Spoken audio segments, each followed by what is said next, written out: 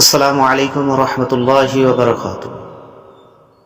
প্রিয় মা ও বোনেরা, ছোট ছোট বাচ্চাদের অসংখ্য রোগ থেকে মুক্তি পাওয়ার জন্য কোনো মা অথবা কোনো বোন সন্তানের জন্য যদি এই ইসিম মোবারক, এই আল্লাহ পাকের সিফাতি নামটি ৭০ বার করে ১ চামচ মধুর উপরে ফু দিতে পারে, আল্লাহ পাক রব্বুল আলামিন এই ইসিম মোবারকের উসিলায়, আল্লাহ পাকের এই সিফাতি নামের উসিলায় আল্লাহ পাক রব্বুল আলামিন ওই মধুর মধ্যে এত রহমত দান করবে যে মধু ওই শিশু বাচ্চাকে খাওয়ালে পরে সে যাবতীয় রোগ থেকে মুক্তি পাবে।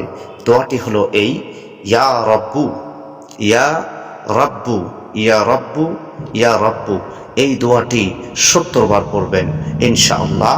এটি পরে মধুর উপরে ফু দিয়ে দিবেন, দম করে দেবেন, আর সেই মধু ছোট বাচ্চাকে খাওয়াবেন, ইনশাআল্লাহ সে রোগ থেকে মুক্তি পাবে।